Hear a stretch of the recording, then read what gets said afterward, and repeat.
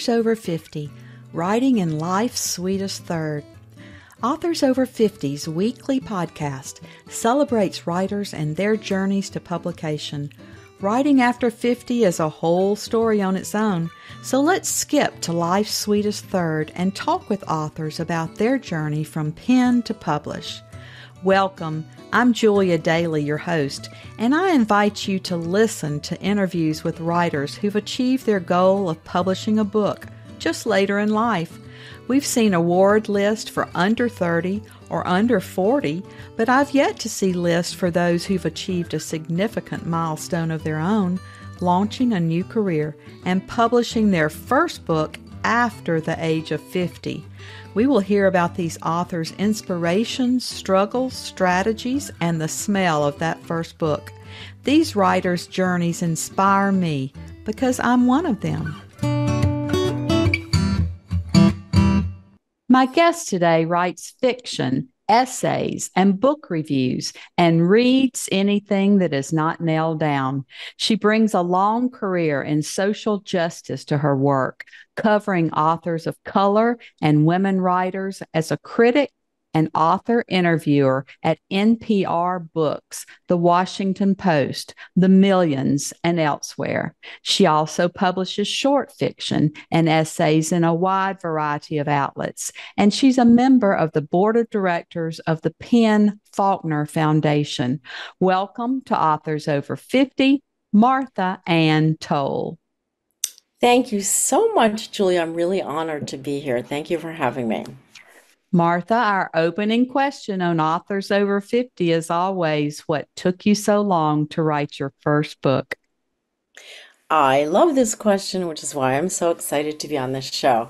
I started writing in earnest. Well, I think, let me back up. Like many writers, I've been writing my whole life, and we're characteristically very fanatic readers and writers from the time that we could read. So that was me. I started writing fiction in earnest shortly after my mother died in 1999, and so I basically was writing fiction since that time. And Three Muses is actually my fourth book, which is characteristic of many, many novelists. It took me 3 tries before this to try to get a book out to the world. And I always am public about these so-called failures because it's so common and nobody ever talks about it. So that's what took so long, the very intense rejection from the publishing industry. Even though I was lucky enough to get 3 New York literary agents, they still were unable to sell various novels to publishers. With this novel, I started writing in 2010. It took me 10 years. I think that's not that unusual, but it was a little bit longer. I was writing full time and raising 2 kids, and so it was very hard to find the time. And also, it took me a pretty long time to figure out the structure and the voice. So, and then I did have an agent for this book, but we had an amicable parting because she did not want to submit it to independent publishers, and I always felt that independent publishers are where it's at.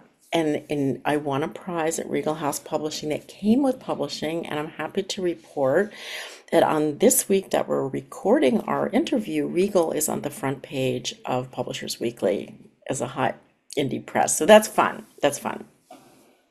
That's very fun. And we authors have so many options these days for publishing. We don't have to be with the big 5 anymore. And that's kind of a relief to people because, you receive so little in royalties, and they still require all of their authors to do their own marketing now. So I love small presses. Me too. And I guess I feel like I don't know any writers who were not getting their 10,000 hours or whatever. I feel like those years of writing when you're getting all those rejections are your apprenticeship. And we all still get rejections. I get rejections every day. And my favorite advice that I think I ever received was to go for 100 rejections a year, to send out enough that you get 100 rejections a year. That's great advice. hmm Has interviewing writers prepared you for all your own promotions of your books? I think it helps, and I think live interviews like you and I are doing, and especially in front of an audience, have been really helpful to me because there's certain questions that readers really want to know, and I do respect that a lot because reading and writing is a full partnership, I think. It is. I don't know if it's more intimidating to be answering the questions or asking the questions. Well, I know that you in your chair work really, really hard. A good interviewer has done her preparation, and it's serious, serious business. At least I'm sure that, knowing the little that I know you, I know that you do a lot of preparation, and a really good live interview shows that.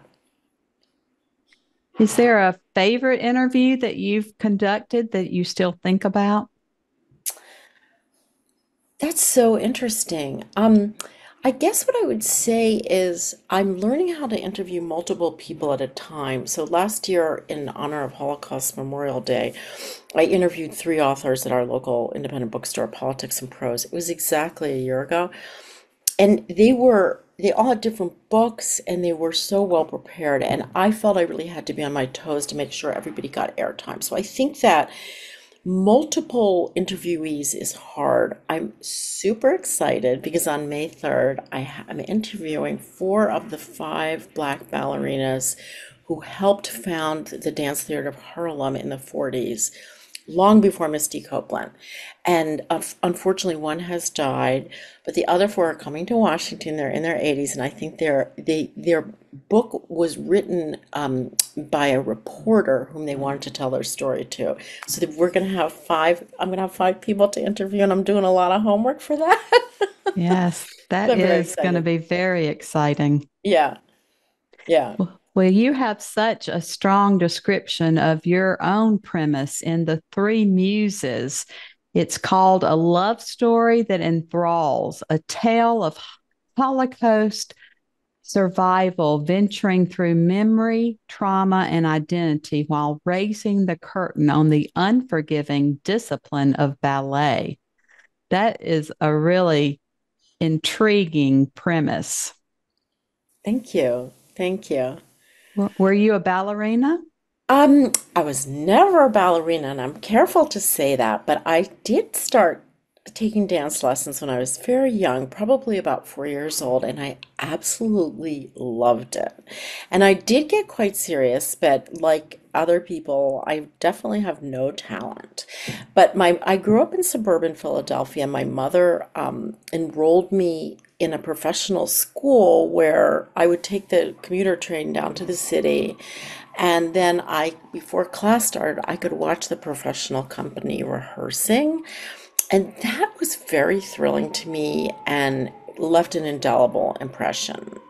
So I didn't really continue past the ages 12 or 13. I think you probably know that the professional world of ballet is quite ruthless. They are not shy about telling you you have no talent. They made it very, very clear. I kind of knew it, but they made it clear. Well, how did you come up with this premise of combining the Holocaust and this ballerina? I am still trying to figure that out. But both characters came to me. So the ballerina came to me early on, and I don't know where she came from.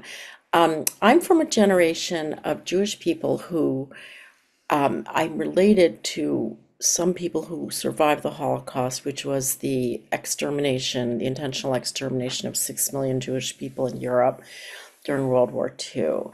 And I also knew a number of Holocaust survivors growing up, many of whom were the parents of my friends, in-laws, that kind of thing. And it was very, very much present in my life, especially, this is a little hard to understand for some people. I did not receive a Jewish education. I grew up in a very, very secular household. And so, in some ways, the Holocaust was my introduction to Judaism. It was in the air, it was very, very present. At my age, we are just, in terms of historical terms, minutes away from when the Holocaust occurred. If we hadn't been living in America, we would not have survived. So that's it was very present. I don't know how I got them together, but I do know that I was looking for a vehicle to structure this novel. And I was doing research and I discovered this myth that I had never heard of. It comes out of Greece, but it was a myth that I had never heard of, which is that there were three muses that were central to this particular group of Greeks. They are song, discipline, and memory. And I thought that summarized everything I was thinking about. So my protagonist, John, survives the concentration camp by singing for the commandant who murders his family. And so music is very, very fraught for him. And when he falls in love with a ballerina, he can't see her perform unless he listens to music, which gives him PTSD. So there's a big conflict there. The ballerina, Katya, loses her mother to a car crash when she was 7, and her dad and aunt get her ballet lessons because they think, oh, this will maybe distract her. And she turns out to be very talented and very disciplined.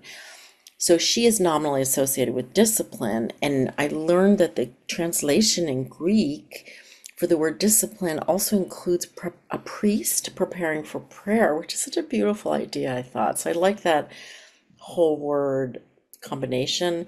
And then memory, I think, is what all of us writers rely on. And also, memory is, so endemic to the human being. We are, I think, one very distinguishing feature from animals is that we have memories and we remember our childhood and we use memory to inform our future. So those were the threads going through the book. Those are just all very intriguing. I am so drawn to the Holocaust stories now. I grew up as an adopted child. I was told all my life that I was part Native American, and that's how I identified until I did one of these crazy commercial DNA kits and found out that I'm not Native American. I'm actually half Jewish. So Fascinating. yes, I took one of my daughters with me and we traveled to Israel so that I could get to know that part of my new tribe. I was no longer in the old tribe, I was in a new tribe. Fascinating. I do want to give a shout out to my colleague here in Washington, Alice Stevens. She was adopted from Korea as an infant, and she has organized a conference and a whole writing community around adoptees. So if you're interested in connecting with her, I would be so pleased to um, connect you. And I think she is like you, that she was in her 50s before she went to Korea to learn about her family. And she learned who her father was, who she hadn't known before, who was an American soldier serving in Korea, but he's of Mexican extraction, and she's now really connected with their family who lives on the West Coast. Anyways, it's Yes, crazy, like yeah, these origin stories. It's amazing. it really It's is. amazing. It's very intriguing to me. And, when you receive an email that says, hello, are you my sister? It will get your attention. So, did you discover a sister? Yes, and a first cousin, and got to know my birth father's side of the family, which is the Jewish side. Amazing. Yes. What do you think is the most challenging part of your artistic process? Um, so I would say it's two things. It's time and rejection. Um, I worked full time until the pandemic. It was actually, pandemic was a coincidence. I didn't retire because of the pandemic, but I did want to write full time. And while I was working full time, I felt that, I mean, while I was running a social justice organization, I always felt like I was in a train wreck. Like there wasn't enough time to do either thing well. So time is at a premium, and I think it's especially appropriate to discuss that for writers over 50. I think we reach an age where we realize we have an expiration date and there's so much more that I want to write. So time is a big challenge. And I would say for the 20 years that I was trying to get a novel published, I can only describe it as a process of grieving, that I um, really felt like I had something to say, that I wanted to get it out in the world, and I feel like it was you're only half there if you don't have readers. So that was very painful for me. And I understand better, but it took me 20 years to understand that rejection is what's normal, and we live in a world of rejection, so any acceptance is unusual. So now I would say it's organizing my time well and staying focused. And that's an issue for all of us in our crazy world right now. And I think it's ongoing. So I just try to get into my little bubble. I call it my church. Get into my bubble when I'm going along. I told you before we got online that I just moved and I just decided, okay, we're gonna have a couple months of chaos and I'll be back in the saddle after that. Yes. You mentioned that you have Holocaust survivors in your family. Did real people inspire any of your characters in this book? Yes, so I put in the acknowledgments two people. One was my mother's cousin Ellen, who came to America as a 17-year-old from Germany in 1938, and she came with my mother and her grandmother. But the rest of Ellen's family didn't serve. They were died in Auschwitz, and I think about that a lot because that was my mother's uncle, and those would have been that would have been a cousin of mine, and it was a note. We all knew it, but nobody ever did the deep discussion of, well, what does this mean? That Ellen has no family and her family was murdered for no reason. And so that was part of it. And then there was another, a psychoanalyst whom I knew because he was the father of a friend of mine, Henry Perrins, he knew this book was coming out, but he died before it came out. Has an extraordinary story, and I did acknowledge it in the back of surviving. He lost his entire family, but he survived and came to this country with no English by himself at age 15. And his story is an extraordinary story because made the decision to devote his life to healing. He needed to be healed, and so he wanted to devote his life to healing. So he was a real inspiration for John, but John is not modeled on him, if that makes any sense. That's where I'm sure that's where the idea came from, but John is his own person. He's a composite, but he's definitely his own person. Yes, I like to do that. I like to take a little bit from each person that I Hmm. know and throw them into a character. Yeah, yeah. I thought you were going to say throw them into a blender, but that too, Yes, right? yes, exactly. Yeah. And people see themselves in my characters and they're not really there, but they say, "Oh, I know you based that character on me." It's the funniest thing, right? Or other people will say, "Oh, I know you so well because I read your book." And I'm like, it's fiction. I mean, I'm in the book, but it's also fiction, you know? Exactly. Well, why don't you tell us a little bit about the passage you brought to share today and then read Thank from your you. book so that we can hear your tone and voice? Thank you so much. So this is from the beginning. The book opens in Paris, and we meet John as an adult. He's already become a psychiatrist, and he's at a conference in Paris in 1963, and he's having fun getting to know the city. And his boss's wife puts a ticket in his hand and says, "Oh, you should go to the ballet. We can't go tonight." And the ballet is called Three Muses. So he doesn't want to go because he knows ballet has music and he's terrified. But and this is where he ends up falling in love with the ballerina. So that's where we are. Very short passage. He's sitting in the theater and very frightened of what kind of trauma this is gonna raise for him. The Three Muses in the book is accompanied by a choir. It's an orchestra and choir. The chorus sang with veneration, permeating the hall the way the smell of Muti's bubbling apple strudel filled her kitchen, or the first peaty draughts of Papa's pipe suffused the living room. John was flooded with grief, the music a piercing shorthand for what was gone. All of them, Muti, Papa, even little Max, who hadn't been born until later. Now it was named Mozart's Requiem. Not only the people and the place, but this too had been stolen. And then a lone ballerina sheathed in white floated toward center stage. She was the muse of discipline. She cut through the whirling dancers with precision and exactitude. She was a reverie, an evocation of grace. Each fluttering arm motion dissipated his pain. Her dancing ordered the music, rendered it alluring. John strained left as she exited, as if by craning his neck he could follow her. She spun in duo with the muse of song, summoning peace and beauty. Together the two made harmony. Their playfulness lightened John's mood. He glowed like a man feeling desire for the first time. That's beautiful, Martha. Thank you. Thank you. I could just see her on stage. Thank you.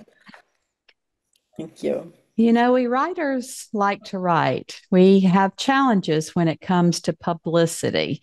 Have you found anything post publication that's worked for you, or maybe something you've tried that hasn't worked in promoting your book? Thank you. Well, I want to talk about my age once again. I came of age as a writer during the time of the internet. So, in that sense, I was better prepared than people who are my age who started publishing in their 20s because they grew up in a print world and had to switch over. I didn't really grow up in that print world because I wasn't trying to get published at that time. So that was an advantage. I always tell everybody I never put a picture of myself up on social media till my book came out, and I was horrified at the thought. I think most authors are solitary people. Our craft is solitary, so we don't think of ourselves as marketers or whatever you are on the internet. Whatever it is. I never took the beauty lessons that I was supposed to have. So that part was challenging. My publisher, Regal House, is very clear that they are a publisher and that they want authors to support their they need to support their work by marketing. So it was challenging. I was already very connected with Twitter, which unfortunately has really not doing so well right now. But in the early days of Twitter, I got on in 2010, and very surprising to myself, I found a playground for writers. I mean, I connected with all these writers whom I could never have known otherwise, all over the world. And I actually started getting writing jobs that way. Like I got a lot of book reviews that way. As you mentioned, I'm a book reviewer. So I absolutely loved it. So I had a presence there, so that helped. And I also had a newsletter which I was putting out sporadically, and I did get advice from a marketing expert who said you should start doing that once a week, which terrified me. I actually started twice a month, and now I am doing it once a week. And I feel I had to be pushed into this kicking and screaming, but it's a way for me to sort of connect with my readers without being too heavy-handed, and it's not got a lot of text. If anybody wants to subscribe to it, it's on Substack under my name, Martha Ann Toll. And I do talk about books and book recommendations. I talk about what's going on in my life, but I try to keep it light, but also authentic and not frivolous. And that has turned out to be very rewarding for me because I hear back from people, and I really like talking to my readers. I found it exhausting. I found the preparation for publication exhausting. I also felt and kind of still feel that I want to be doing everything on every platform, talking to everybody. I have a second book coming out in May 2025. It's a novel called Duet for One.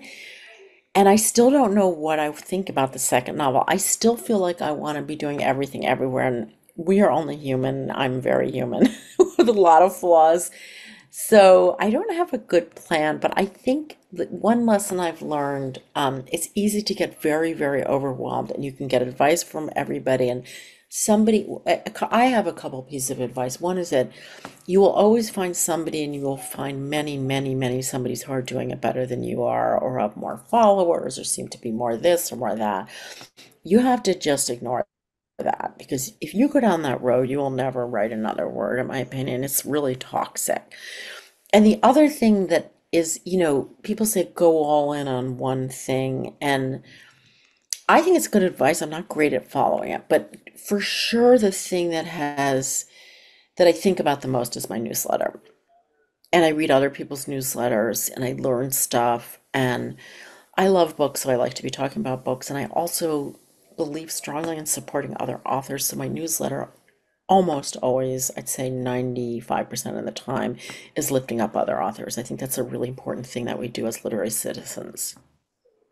I agree. And that's why I began this podcast. I thought, well, I'll pay it forward to my writing community and I'll do 10 or 12 podcasts and then have the podcast fade that so many people have. And I think you're my 236th Oh my podcast goodness. in just 2 years. So it has really taken over my life. And it's such an honor. It's an honor to talk to all of you. You, but I just want to ask you about your commitment. It's a huge commitment. I mean, it's a huge time commitment for you. It And I'd really love to is. hear about that a little bit. Yes, Can it I ask really you? is. Yes, it's you're turning into the interviewer, Martha.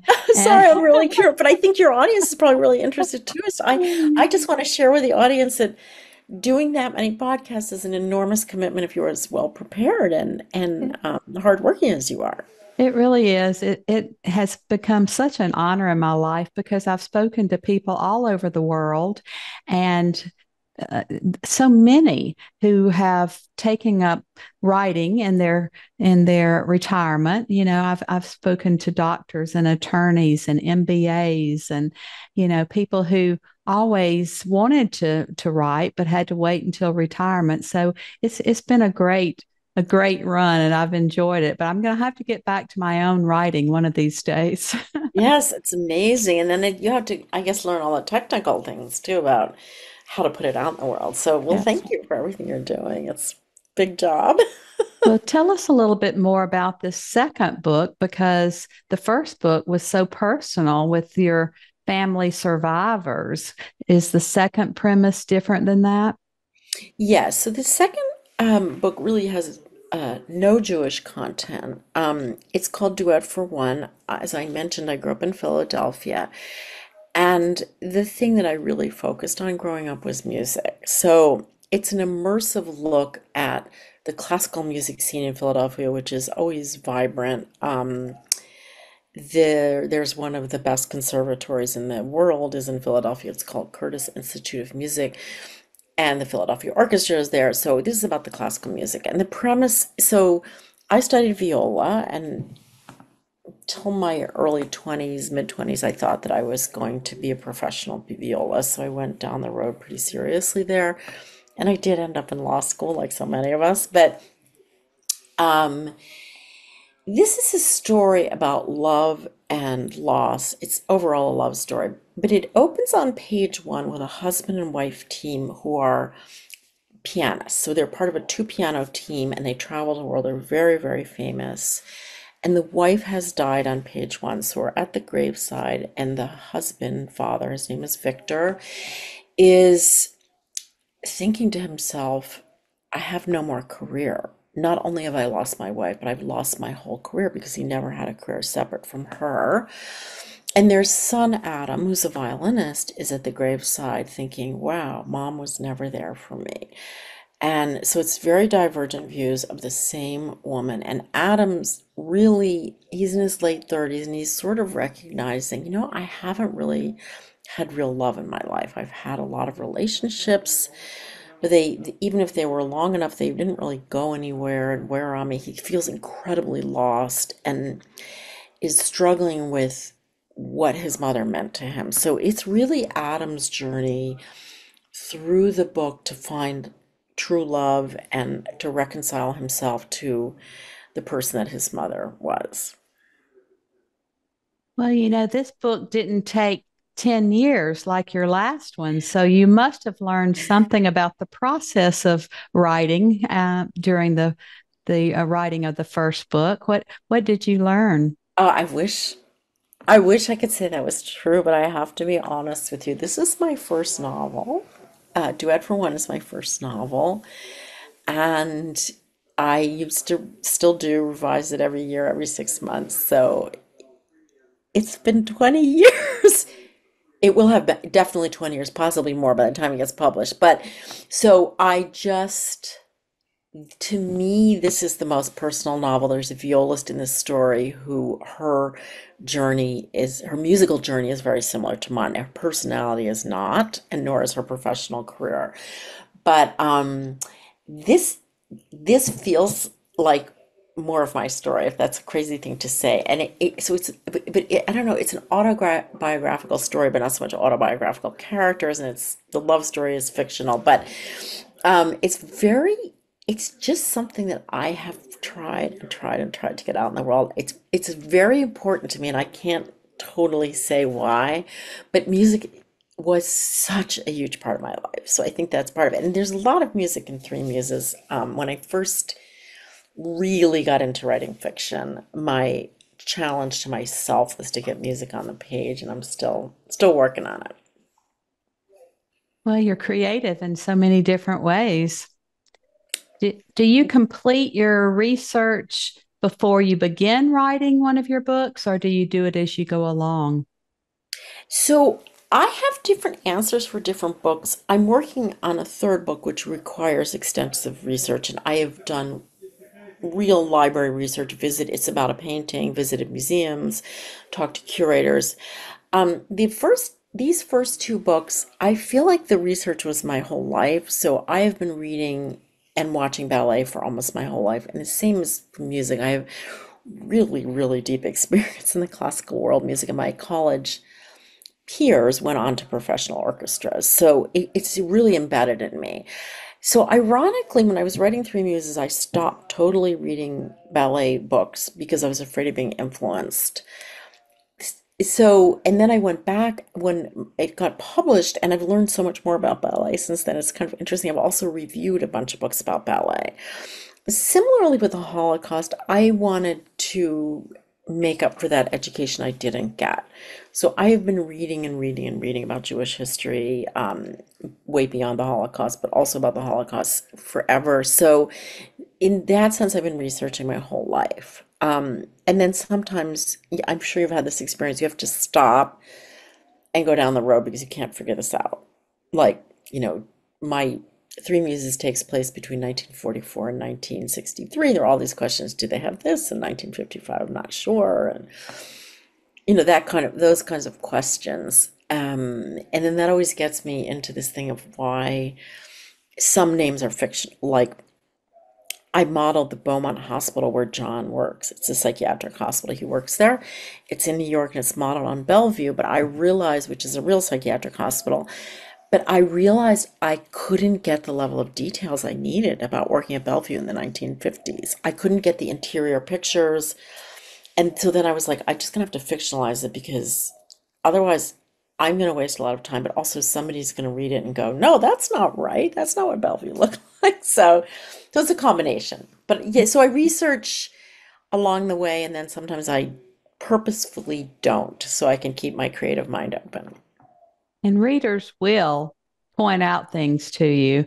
I had to do an author's note in my book because I wanted to push forward, or push backwards, really, the DNA kits, and they didn't come around as early as I wanted them to. So I had to put an author's note there because I was sure that somebody would point that out to me. Yes, and I have done well. The book that I'm working on now, I am playing fast and loose with history, and I'm going to have to do the same thing. I know I've got wrong dates, and that it's very complicated, and you don't want to ever take your reader out of the manuscript so they're distracted by something. They're like, wait a minute, that's not right. It's a bit of a balancing act, right? It really is. Yeah. Well, Martha, what does writing success look like to you? I think it's 100% about readers. I just want people reading my stuff. I was very sad when I felt like I was working in a silo and nobody would ever read it. So I'm overwhelmingly grateful that people are reading my book, that it's in a lot of libraries. So for me, that's the biggest success is all about readers. And aside extraordinary benefit has been the amazing people I've met along the way. I've met wonderful writers like yourself and gotten to travel to places and do stuff I never would have done. So I absolutely love that. And I didn't really know what to expect. So I think that's wonderful, but I think success is completely about getting my book into readers' hands. I agree. It's such a legacy for us to leave in the world. You know, it's going to be around and on those library shelves long after we're gone. And for our family, I just think it's so important. And when one of those readers reaches out to us and says, "Your book really touched me," I think that's success. I completely agree. And I wanted to say that, a large part of my writing life is also book reviewing. And there I would say I have other goals. And the main goal in my book reviewing life is to get books out to readers that might not quite be in the mainstream. So either they're from independent presses, or they're from authors of color, or they're from women whose work would not have been seen otherwise. So I'm quite mission driven about my reviewing life, but fiction is different for me. My own writing, I don't feel mission driven. I just want to get my own voice on the page, and I'm not sure I will ever be satisfied with anything I write, but I hope that my craft improves as I go. That's also a goal for me. Absolutely. And it's something that we can do for the rest of our lives. I call this writing in life's sweetest third. But I'm about to interview a writer who just published a book, and she's 101. Oh my gosh, that's the best. I love that. That's Yeah. fabulous. Yes. So it's like swimming. We can do it the rest of our Yes. lives. Yes, I love that. I'm also a swimmer, so I really appreciate that. Thank you. Well, Martha, this has been a great visit with you here today. And as always, our last interview question on authors over 50 is: Our writers over 50 are quite unique. Do you have advice for writers 50 and above? Yes. One is don't give up, persist, and the other is really look for the joy in it because there's a lot of joy that isn't necessarily getting to the publisher you want to get to. There's wonderful people. That it is amazing to find your own voice on the page, and that's really probably my biggest piece of advice. That's great advice for all of us today, and we just appreciate your being here and sharing your your wonderful journey. And now you've become so prolific after spending years and years perfecting these books. So we can't wait to get those out and to help you publicize them so that they are in the right readers' hands and they touch the lives that you meant for them to touch. So thank you so much. And we're excited to now call you one of our authors over 50. Thank you so much, Julia. It's been really an honor to talk to you and a true pleasure. Thank you. Thank you for joining us today. Please look for Authors Over 50 every Thursday when we will have conversations with accomplished debut novelists over the age of 50. Please subscribe and share with a friend. And check out my own publication journey after 50 at www.juliadaily, that's DAILY, like dailynewspaper.com. Until next time, keep reading and writing. And remember, it's never too late to fulfill a dream in life's sweetest third.